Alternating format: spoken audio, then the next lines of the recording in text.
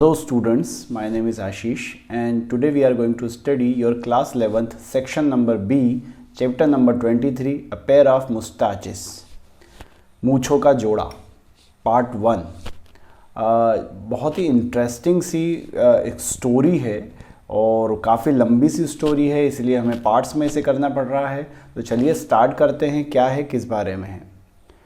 मुल्क राज आनंद द्वारा इसे लिखा गया है और बहुत ही बेहतरीन एक राइटर थे। Best known Indian writer of fiction in English. जितने भी फिक्शन में राइटर्स हुए उनमें सबसे ज़्यादा फेमस इंडिया में यही रहे।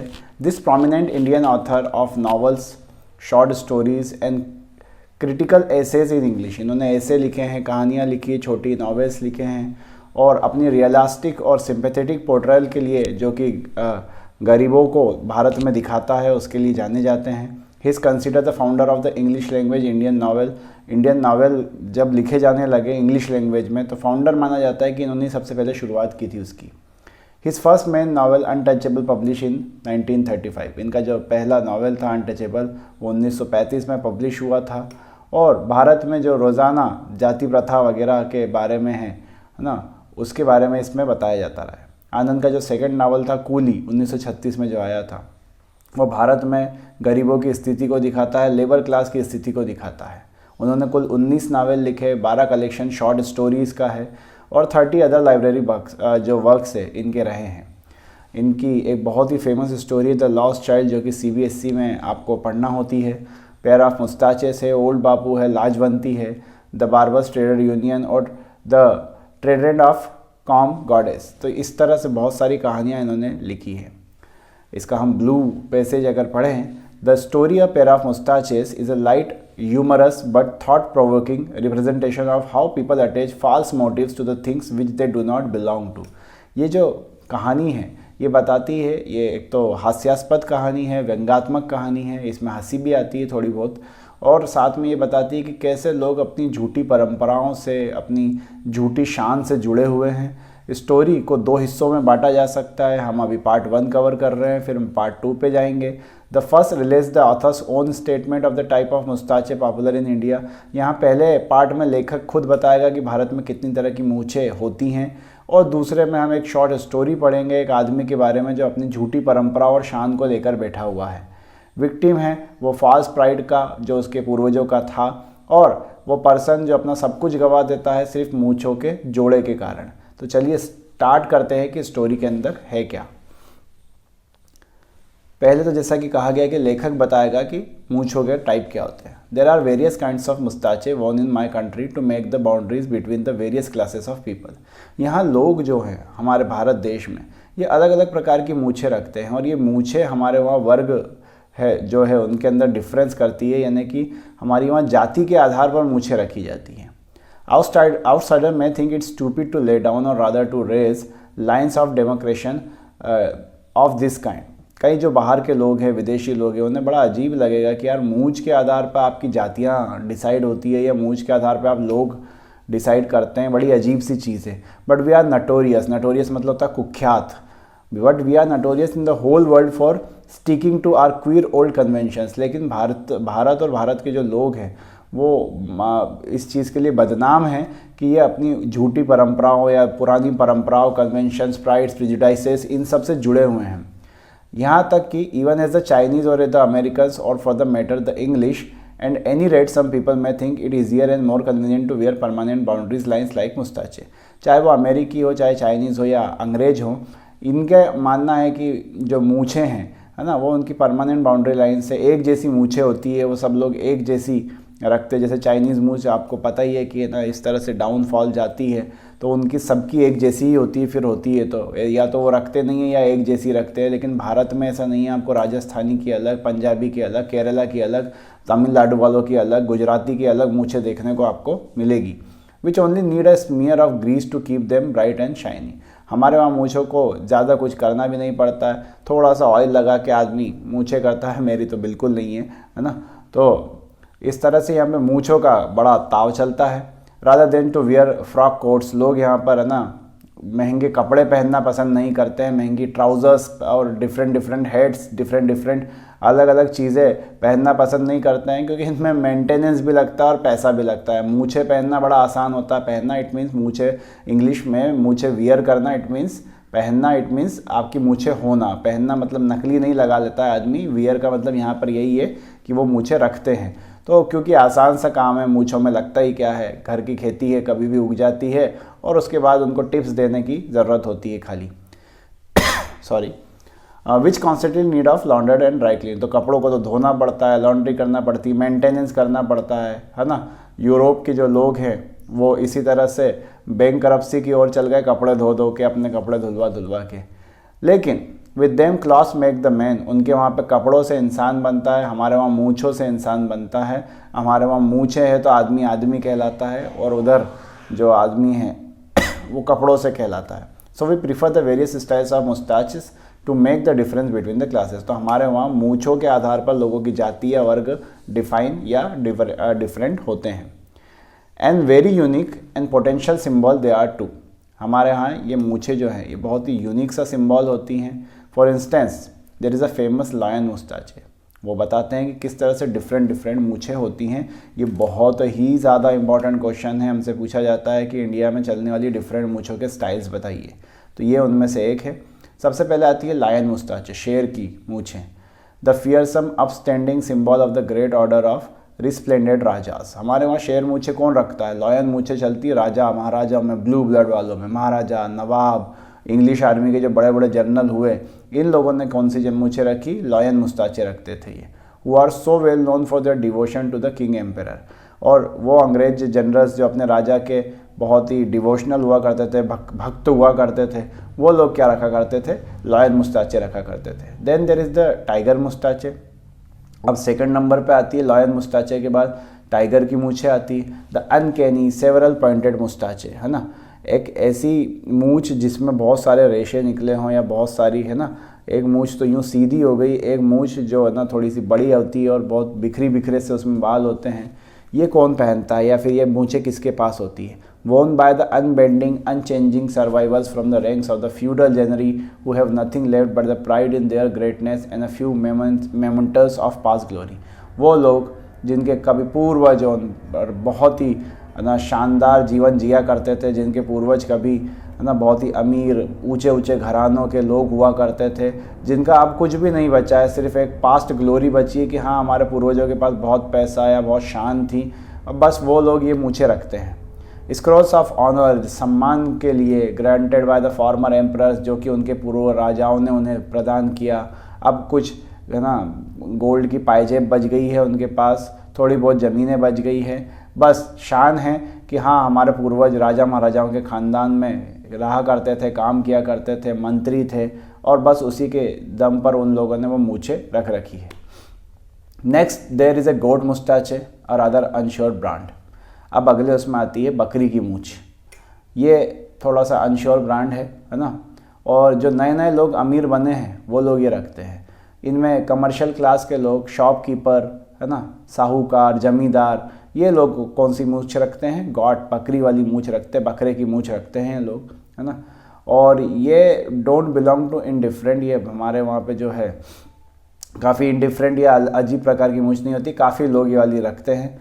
थिन लिटिल लाइन ऑफ मुस्टाचे, इसमें मूछ की एक पतली सी लाइन होती है खाली। वोन सो that it tips can be turn up down occasion demands. और भाई जैसा व्यापारी का वो यहाँ पर बताया गया है कि जो बनिए होते हैं या व्यापारी होते हैं, या इट मीन्स बनिए का यहाँ पे मेरा किसी पर्टिकुलर कास्ट को लेकर कमेंट नहीं है, बनिए इट मीन्स दुकानदार, साहूकार, ये जो लोग हैं, है ना, जो जिनका काम होता है दुकानदारी करना, ये लोग ओकेज़न के हिसाब से चलते हैं, है ना। जिसे से पैसे लेना होंगे तो मूछ की इतनी पतली रखते हैं कि मूछ ऊपर कर लेंगे, और अगर इनको किसी को पैसे देना होंगे तो ये मूछ नीची कर लेंगे। यहाँ पे ये वर्ड इस्तेमाल किया गया है कि ओकेज़न के हिसाब से ये चेंज कर लेते हैं।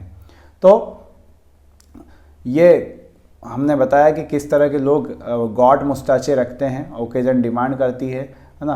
अ show of power to some coolie और humility to a prosperous client, अगर इनको कूली को रोब झाड़ना हो, किसी क्लाइंट पर रोब झाड़ना हो तो ये मूछ ऊपर कर लेते हैं।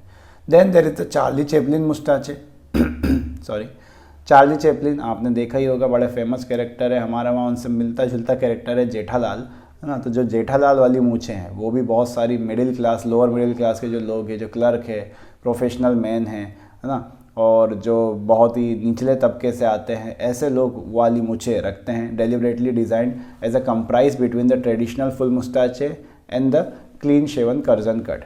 तो देखिए, एक तो क्लीन शेवन कर्जन कट जो दिखाई दे रही है ना, जो बिल्कुल मूछ दाढ़ी रखते नहीं हैं उनमें, और जो मूछ रखने के शौकीन होते हैं उनके बीच में एक मूछ आती है जो इतनी सी होती है खाली, जैसे कि जेठालाल जी रखते हैं हमारे, या चार्ली चैपलिन रखता है। तो ये उन दोनों के बीच में आती है ना, क्लीन शेव और दाढ़ी के बीच में आती है। जो साहिब, बैरिस्टर्स, ये लोग रखते हैं, because the babus are not sure whether the sahibs like them की मुस्ताचेट आर।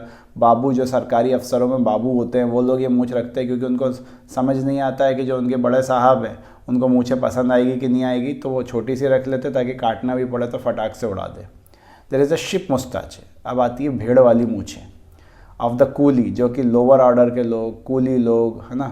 फिर जो माउस मुस्ताचे, चूहे वाली मूछें आती है, जिसको है ना बहुत ही नीचे की जो लेबर क्लास होता है वो रखते हैं। तो इस तरह से हमने देखते हैं कि डिफरेंट मूछें हैं, डिपेंड करती है कि कौन, है ना, किस वर्ग से आता है, उस वर्ग के हिसाब से भारत में मूछें रखी जाती है। In fact there are endless styles of mustaches. इसलिए यहाँ पे बताया गया है कि बहुत ही अनंत प्रकार की मूछें हैं, कितनी प्रकार की वो लेखक गिना नहीं पा रहा है। All appropriate to wears and indicative of the various orders as rigorously adhered as if they had all been patented by the government of India or sanctioned by special appointment of with His Majesty a King or of Her Majesty of Queen। तो ये राजा महाराजाओं के या भारत सरकार के जितने भी पद होते हैं उनके हिसाब से ऐसा लोग इस तरह से मूछें रखते जैसे तो सरकार ने या राजा महाराजाओं ने उन पर कोई नियम निकाल रखा हो कि भाई इस क्लास का आदमी इस क्लास की ही मूछें रखेगा। And any poaching on the style of the class of member is another interpreted by certain authority as being indicative of increasing jealousy with which each class is guarding its rights। और यहाँ पे जितने भी हमने क्लासों की बात करी, जितने भी वर्गों की बात करी, ऐसा लगता है कि वो इन मूछों के जरिए अपने अधिकारों को बचाने की कोशिश कर रहे हों, या फिर वह मूछ उनकी जाति के प्रतीक के रूप में दिखाई जा रही है। Of course, the analysis of the expert is rather too abstract, and not at all murder can be traced to this cause. But certainly, it is true that the performance of the people is regarded their mustache are causing a lot of trouble in our parts। Bharat में ऐसा नहीं है कि आप मूछें नहीं रखते हैं तो आपका क्लास डिसाइड नहीं हो पाएगा, लेकिन बहुत सारी समस्याएं भी हैं जो मूछों के कारण भारत जैसे देशों में पैदा भी होती हैं। For instance, there was a rumpus in my own village the other day about pair of mustache. और लेखक अपने गांव की एक घटना का जिक्र करता है ना, जहां पर वो बताता है कि मूछों के कारण बड़ी समस्या हुई। क्या समस्या हुई, चलिए शुरू करते हैं। तो यहाँ से जो एक फर्स्ट पार्ट हमारा ख़त्म हुआ उसमें बताया गया कि कितनी प्रकार की मूछें भारत में होती है। अब हमारा सेकंड पार्ट शुरू होता है जहाँ बताया जाएगा कि एक कहानी का जिक्र किया जाएगा कि कैसे मूछें मुसीबत भी बनती है किसी के लिए। It so happened that Seth Ramanand, the grocer and the money lender, who had been doing well out of the recent fall in the price of wheat by buying up whole crops cheap from the hard-pressed peasant and the selling grain at higher prices।